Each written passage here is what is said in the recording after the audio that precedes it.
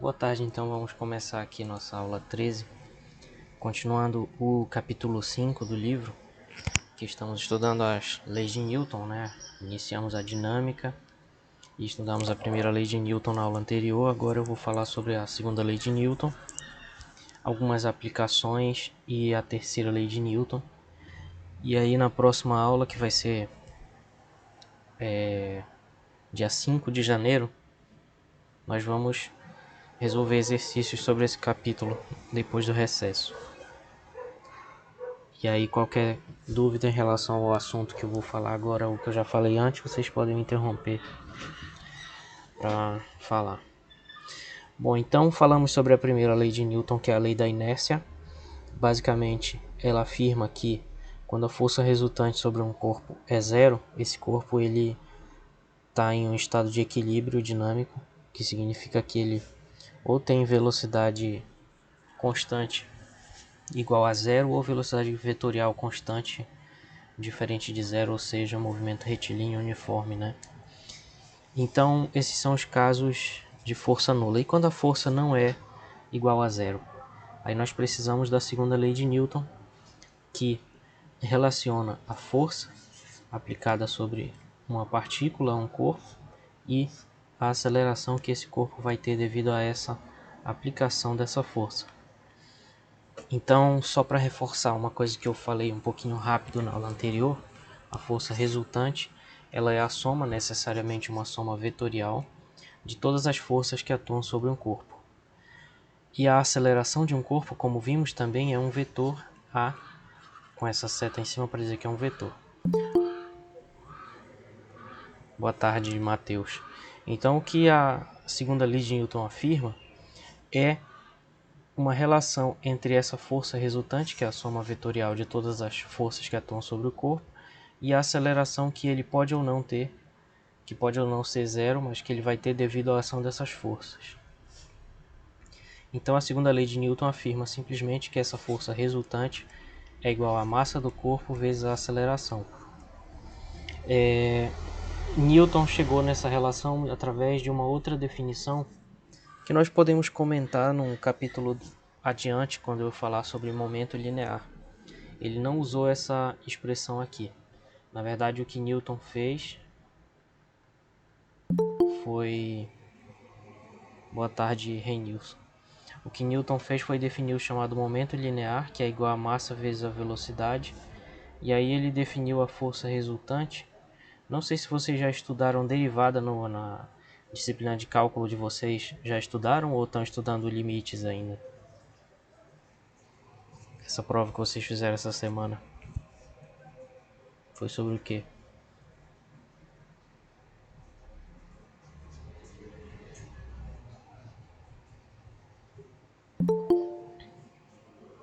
Boa tarde, Jonathan. E aí, pessoal, vocês estão fazendo? Boa tarde, professor. Tudo bom? Tudo bem? Então, vocês estão fazendo uma disciplina de cálculo, né? Salvo engano. Isso, professor. E já estudaram derivada nessa disciplina ou estão estudando limites ainda? A gente estudou sim um pouco de derivada já. Tá. Então, é só para comentar que a segunda lei de que o Newton escreveu foi, na verdade, que a força é a derivada do momento linear em relação ao tempo, onde o momento linear é massa vezes velocidade. E isso daqui, no caso em que a massa não varia, quando a massa é constante, leva a essa forma que eu circulei de amarelo aqui. Essa forma derivada do momento em relação ao tempo, boa tarde, Naldo. Essa fórmula da derivada do momento em relação ao tempo é mais útil, por exemplo, no estudo de um foguete, que o foguete tem massa variável. Boa tarde, Telison. Então, só para repetir para vocês que chegaram agora, nós iniciamos hoje a discussão sobre a segunda lei de Newton. E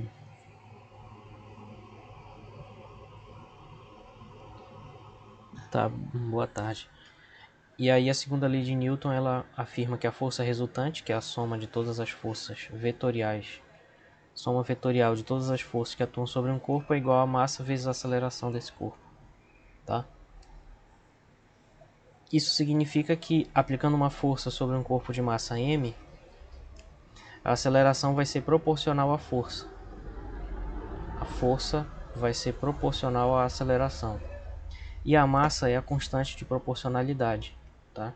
Então, para a gente sair de uma proporcionalidade para uma relação de igualdade, a gente tem que botar uma constante de proporcionalidade, que nesse caso é a massa. Tá? Então, quanto maior a força sobre um objeto, maior a aceleração sobre ele. Bom, notem também que quando a força é zero, a aceleração é constante. Aliás, a aceleração é zero.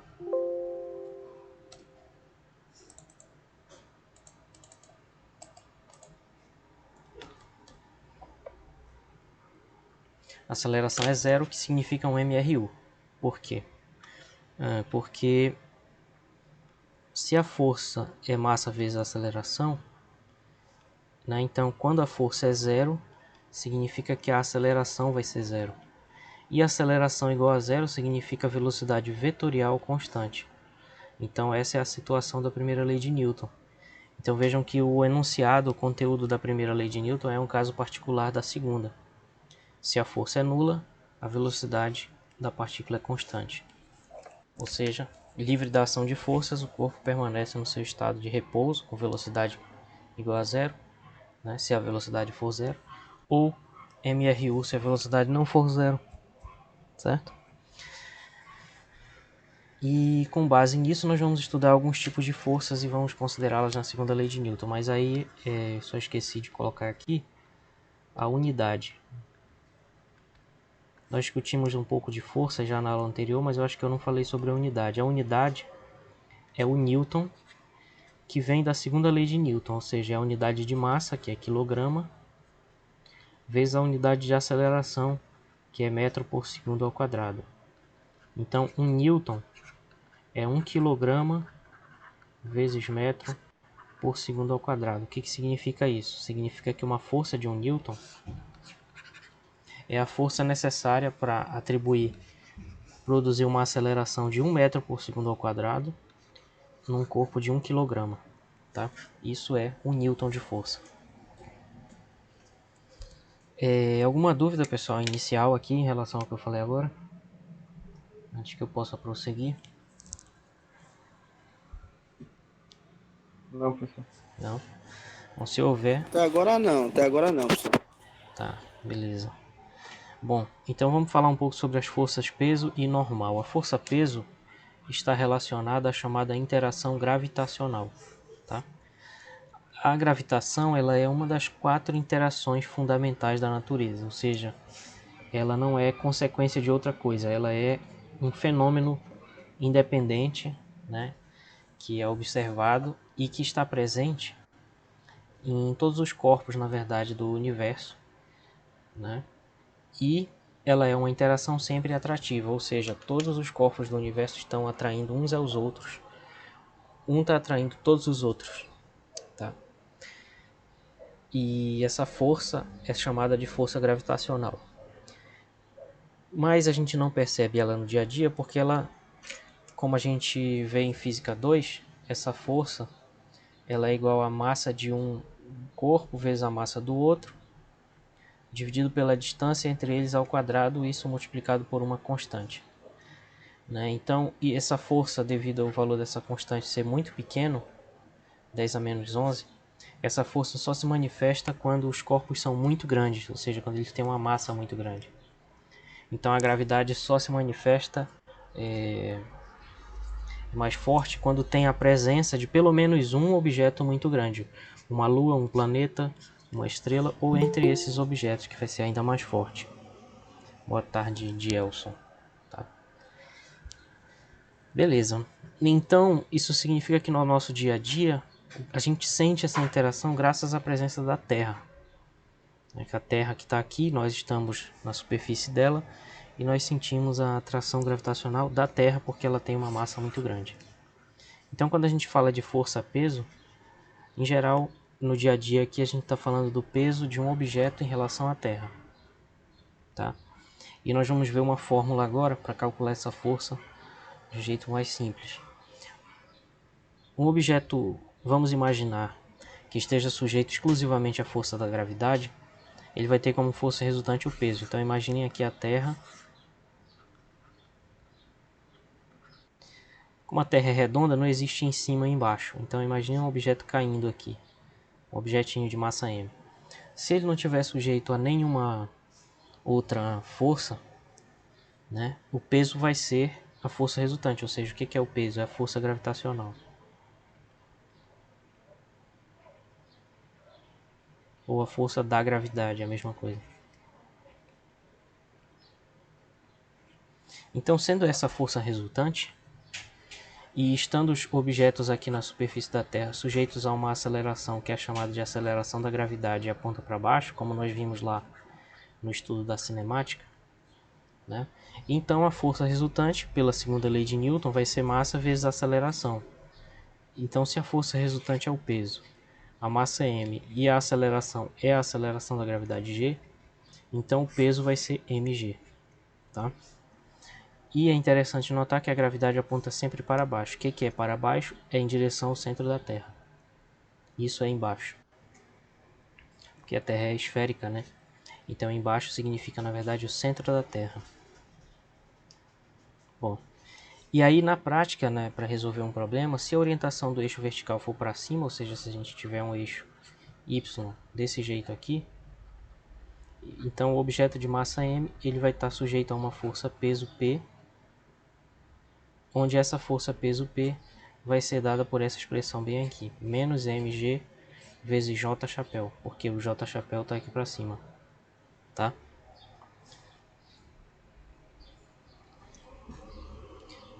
Travou para alguém aí?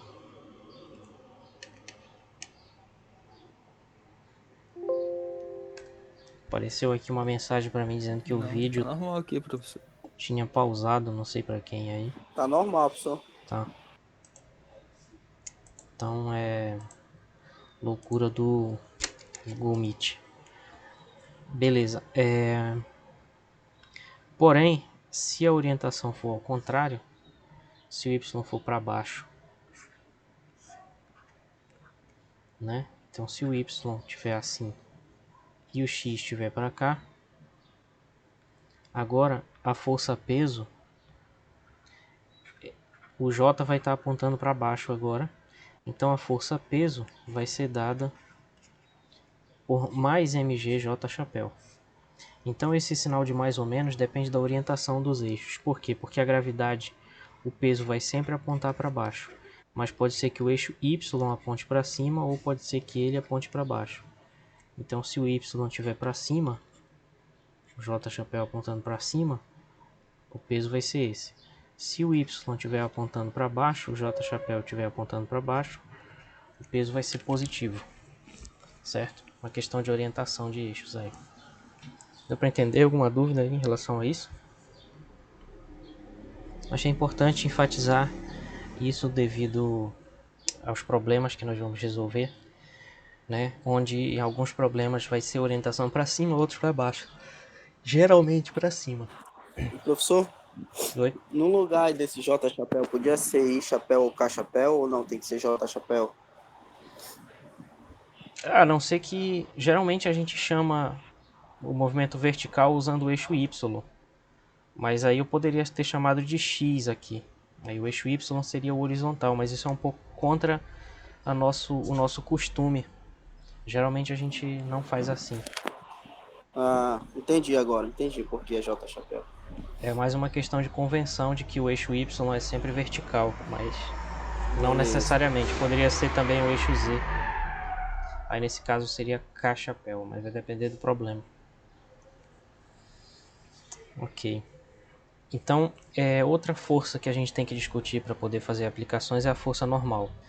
Então, quando nós estamos em repouso sobre o chão, ou qualquer objeto em repouso sobre o chão, o peso atua sobre nós, ou sobre esse objeto causado pela Terra. Tá? Então, vamos imaginar aqui um objeto no chão, por exemplo, uma pessoa aqui. Né?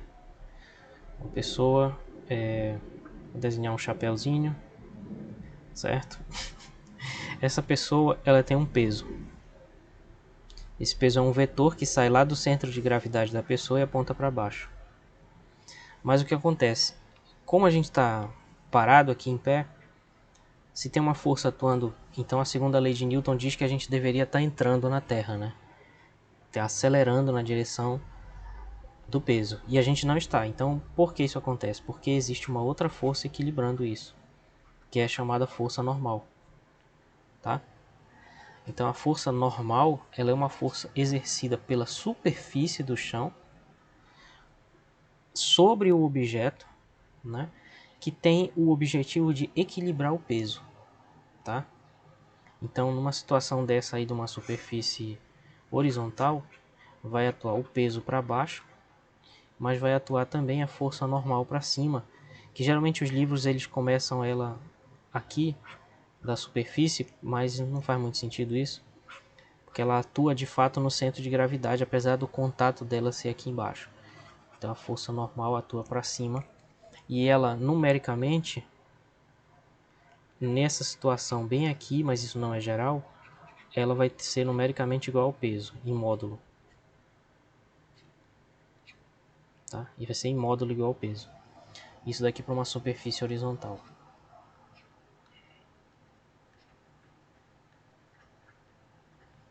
Então não existe uma fórmula que diga como calcular a força normal.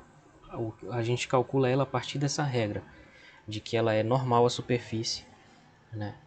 Então, se o objeto estiver parado, ou se ele estiver se movendo só no eixo X, por exemplo, aqui, supondo esse eixo X, então não tem movimento vertical, então ainda vai valer essa regra aqui, porque a força resultante vertical é zero, tá? Por quê? Porque o movimento horizontal e o vertical são independentes. Então, se o movimento é só horizontal, verticalmente aqui a aceleração é zero. Se a aceleração é zero, a força resultante é zero, tá? Enfim, outra situação então que a gente pode calcular a força normal é se tiver numa superfície inclinada. Então, só reforçando, essa força tem esse nome, normal, porque ela é sempre normal à superfície. Normal é sinônimo de perpendicular.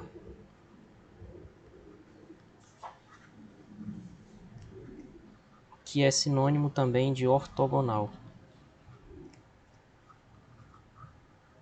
Ou seja, essa força ela sempre faz 90 graus com a superfície. Então, se fosse, por exemplo, aqui, nesse objeto, a força normal ela vai apontar aqui para cima. Por quê? Porque ela está fazendo aqui 90 graus com a horizontal.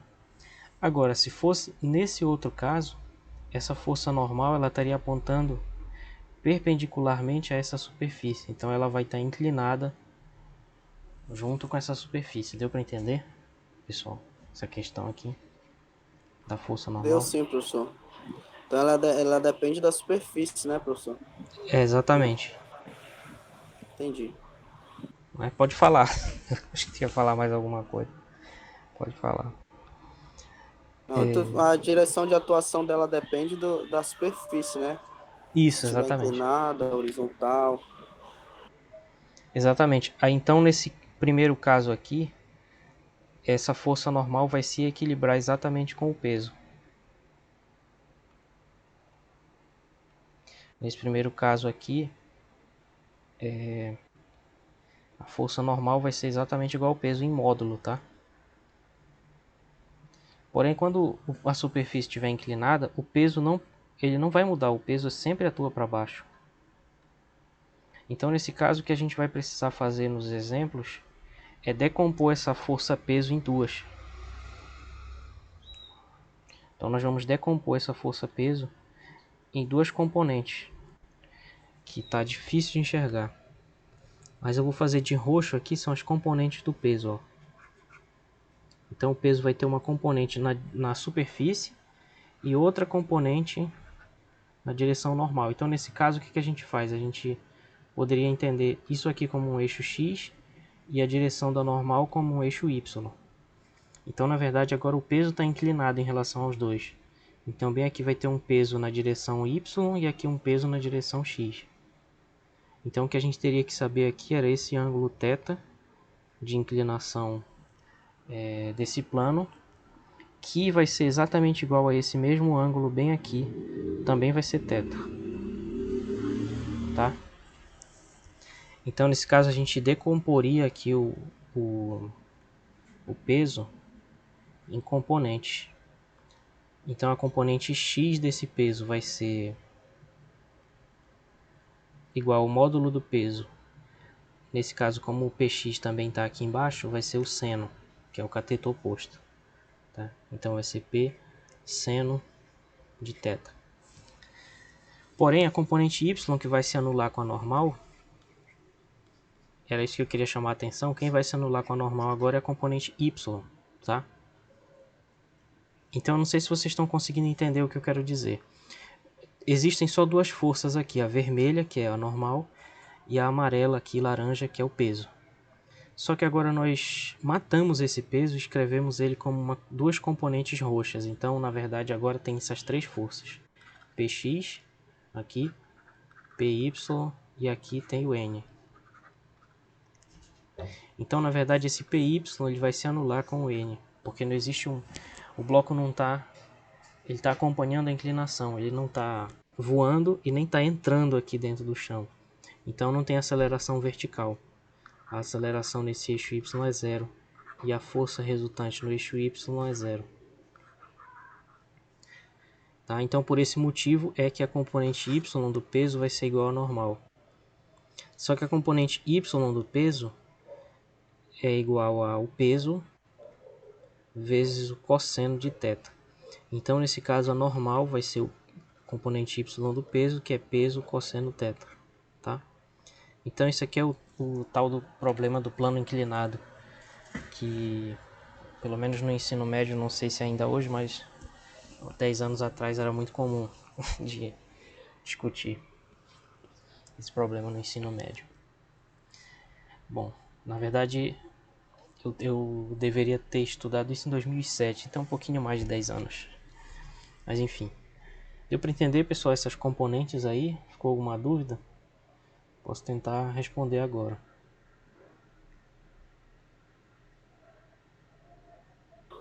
Por enquanto tá tranquilo. Da minha parte, né? Tá. Se alguém quiser perguntar, fique à vontade. Ok.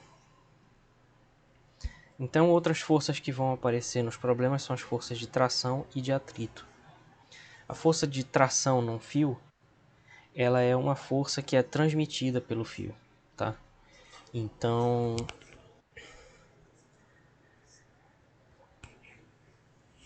em outras situações, é mais comum, em vez de chamar de fio, chamar de cabo, né? Que transmite essa ideia mais de força, enfim. Que seria, por exemplo, um elevador. O elevador ele tem aqueles cabos dele. Então a força peso dos passageiros ela vai ser transmitida pelos cabos através de uma força de tração.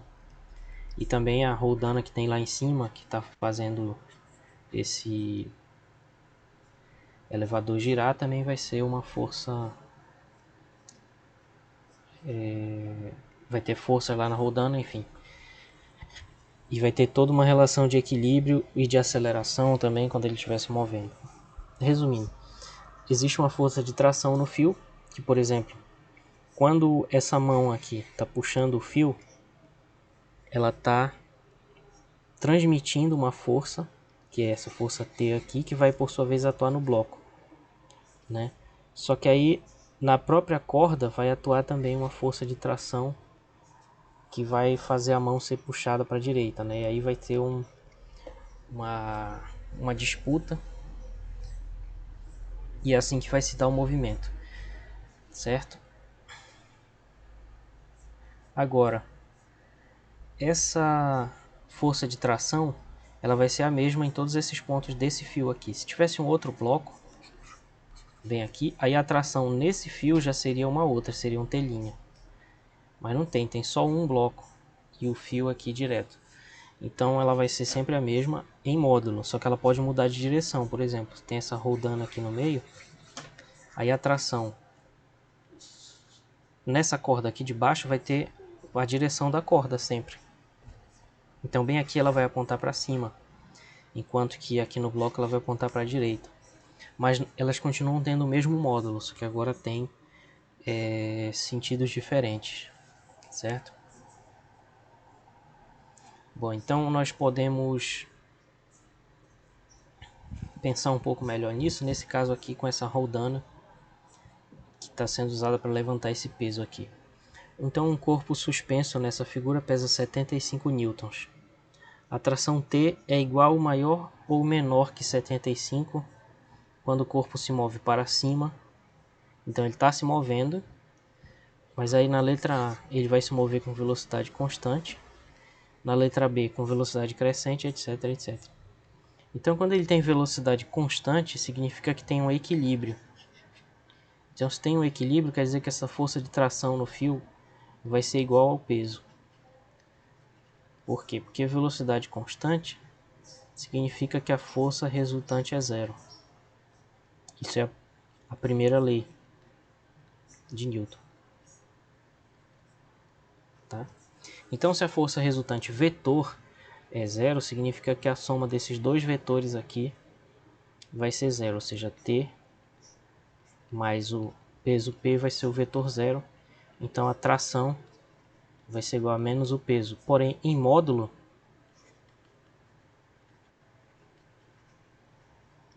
vão ser iguais. Então o T vai ser igual ao P, que é 75. Então a resposta da letra A é igual a 75. Então a resposta, a tração é igual a 75.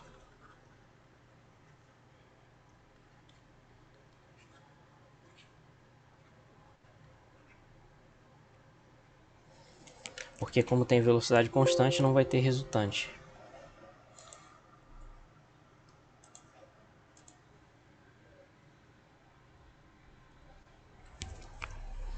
Já na letra B, a questão é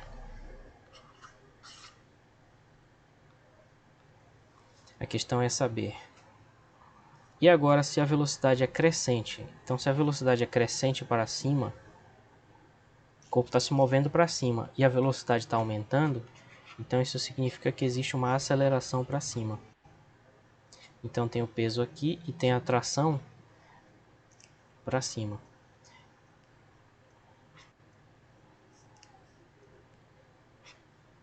Tração. Como existe uma aceleração para cima, então a força resultante ela vai ser para cima também. Tá? E ela vai ser igual a massa vezes essa aceleração. Só que como ela é uma força resultante, então ela vai ser a soma vetorial da tração com o peso. Só que agora lembrando da questão dos eixos lá, se eu colocar um eixo Y aqui para cima, então essa orientação de eixos me leva a escrever a tração T como sendo o módulo dela J chapéu, porém o peso, como nós vimos antes, vai ser menos mg J chapéu. Então a gente vai ter uma aceleração positiva vezes a massa, que vai ser igual a T J chapéu menos mg J chapéu. Só que essa aceleração ela vai estar para cima. Então eu posso escrever essa própria aceleração também como sendo uma aceleração positiva vezes J chapéu.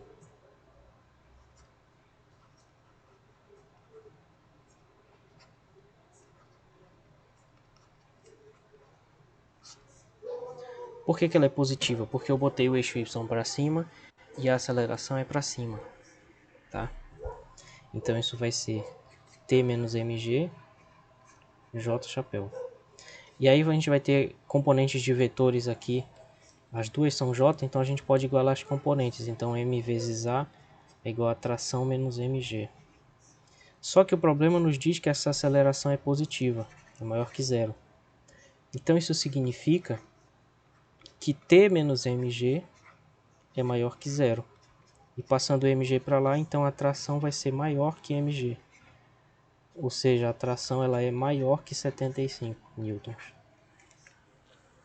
Intuitivamente, o que significa isso? O corpo tem 75 newtons. Então, para que a gente consiga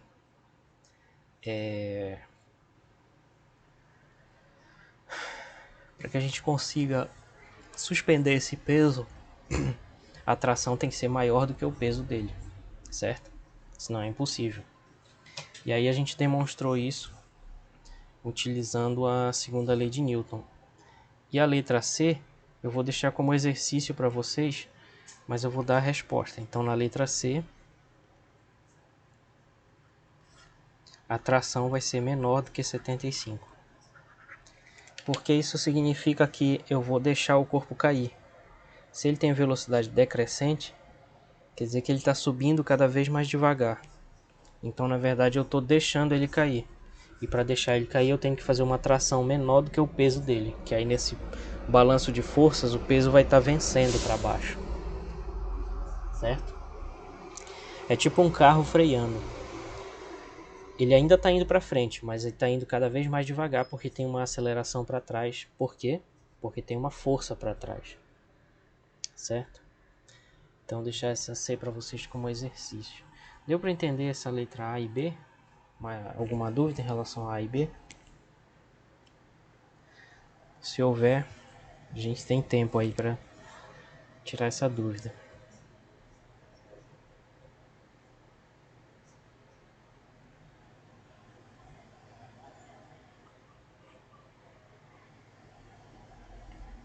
Bom, se não há, então eu vou prosseguir. Outra coisa que nós vamos discutir a partir da próxima aula,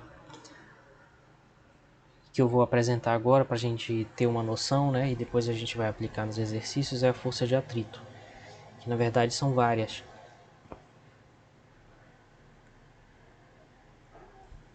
Quando um corpo se move sobre uma superfície, que é o caso que nós estamos considerando com mais frequência, esta superfície resiste ao movimento. Tá? Então isso é uma informação da experiência. Né? As superfícies elas tendem a resistir ao movimento de qualquer coisa deslizando e o nome disso é atrito. Tá? Mas pensando fisicamente, essa resistência ela é uma força. Por quê? Porque se ao jogar, por exemplo, um livro em cima da mesa, o livro vai deslizando até parar. Então o livro foi diminuindo de velocidade. Se ele diminuiu, quer dizer que mudou a velocidade. E pelo que nós estamos estudando, olha só qual é o raciocínio. Mudança de velocidade é aceleração. Aceleração é proporcional à força. Então tudo que faz um objeto mudar de velocidade é uma força. Então, se um objeto ele desliza numa mesa e vai parando, quer dizer que tem uma força atuando sobre ele. E se ele está parando, essa força é contrária ao movimento. Tá? Então essa é a força de atrito. É uma força que atua na mesma direção do movimento, porém no sentido contrário a ele. Tá? Aqui nesse caso aqui, por exemplo, desse bloco, se o corpo está se movendo aqui para a direita, a força de atrito vai ser essa Fzinho azul aqui embaixo, que vai estar atuando contra esse movimento sempre. Tá? E nós vamos estudar com mais detalhe o efeito dessa força no próximo capítulo, capítulo 6. Então vamos fazer apenas um comentário agora sobre a terceira lei de Newton. Primeiro, uma noção do que é uma interação.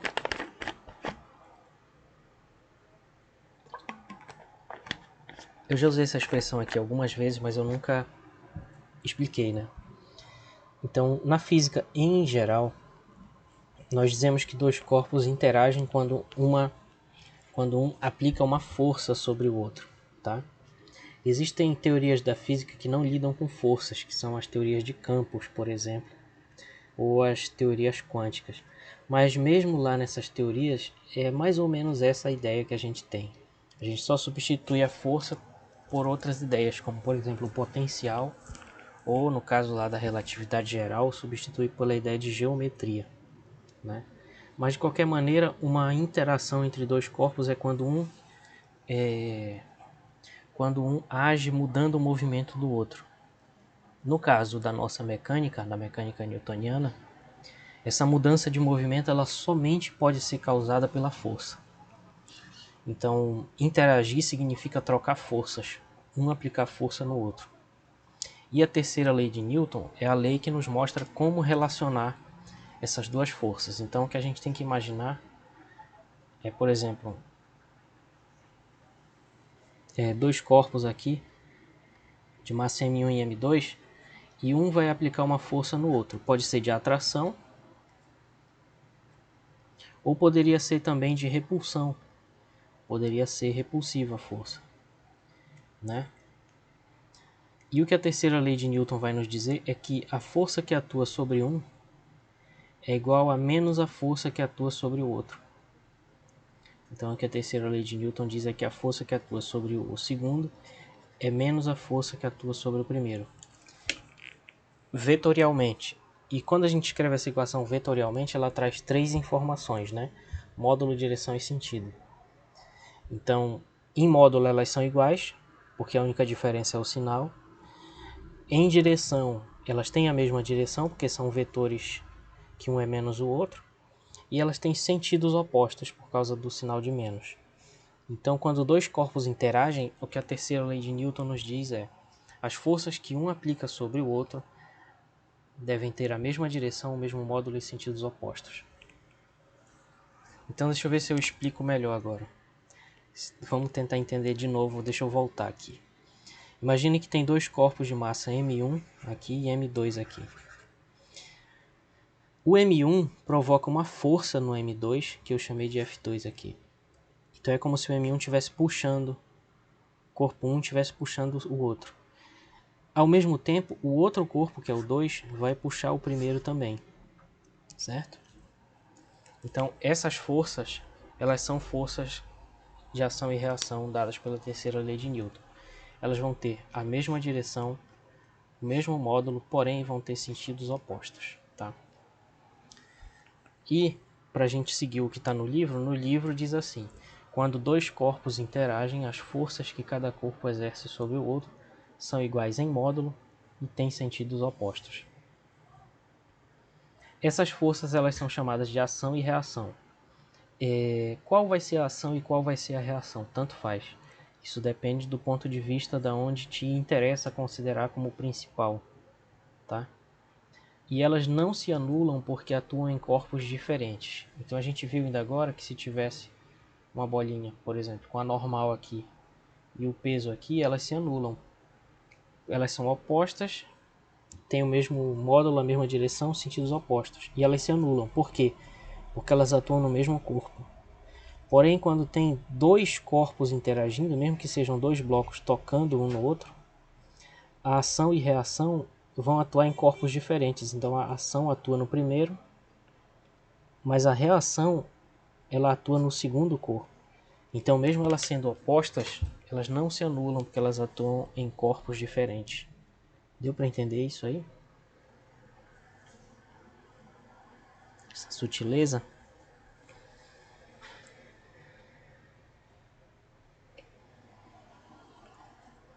Deu sim, Entendi. professor. Deu para entender, Simpson. Tá bom. Outra maneira de enunciar a terceira lei é dizer que a toda ação corresponde uma reação, né? Por isso essa lei é chamada também de lei da ação e reação. Corresponde uma reação que é igual em módulo, porém contrária em sentido. Lá nos Princípios do Newton ele também já enunciou essa terceira lei, está lá no início. Bom, vamos ver aqui esses dois exemplos que eu tirei do livro. Por exemplo, aqui na esquerda, imagina uma laranja e a Terra. Por que uma laranja? Porque poderia ser qualquer coisa, a gente pegou só um exemplo. Então imagine qualquer objeto na superfície da Terra, por exemplo uma laranja. A Terra interage com a laranja, então atua sobre a laranja uma força-peso que nós vamos chamar de força FLT. Ou seja, atuando na laranja causada pela Terra, que vai puxar a laranja para baixo. Só que a laranja também vai fazer uma força na Terra. Então, sobre a Terra atua uma força FTL, que é uma força atuando na Terra causada pela laranja. E essas duas forças formam um par ação e reação. Então elas vão ter a mesma direção, o mesmo módulo, sentidos opostos. E cada um de vocês vai estar aplicando também sobre o centro da Terra uma força que é a reação ao peso de vocês. Muito interessante isso, né? Bom, sobre um exemplo aqui de um livro escorado numa caixa. Por que o Halley dá esses dois exemplos? Porque isso daqui é um exemplo de uma força à distância,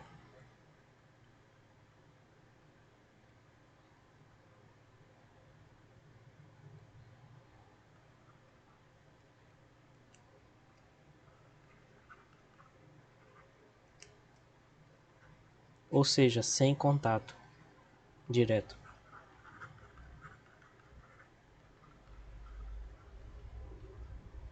Agora, se a gente imaginar um livro escorado numa caixa, né? Atua sobre a caixa uma força FCL, que é a força que atua na caixa, sendo causada pelo livro. E atua sobre o livro uma força causada pela caixa, atuando sobre o livro. Tá?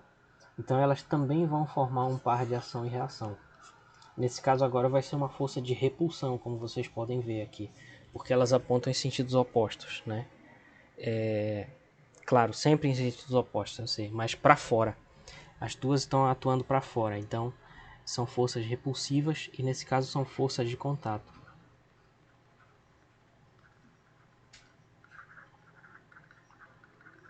Então, colocando esses dois exemplos, nós percebemos que a ação e reação ela vale tanto para forças de contato como para forças que atuam à distância, tá? Alguma dúvida, pessoal, em relação a esses dois exemplos aí? Se houver, é só falar.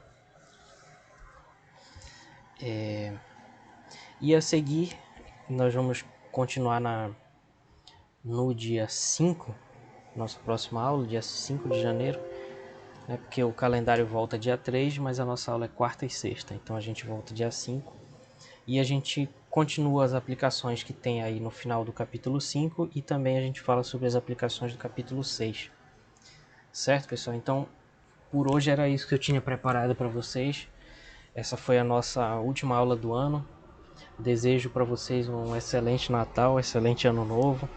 Que vocês consigam descansar nesse período que vai ser tão curto, né? Para descansar, mas enfim, consequências da pandemia. Então é isso. Um abraço para vocês aí, ótimo fim de ano. Se houver alguma dúvida ainda sobre a aula de hoje, posso tentar responder agora.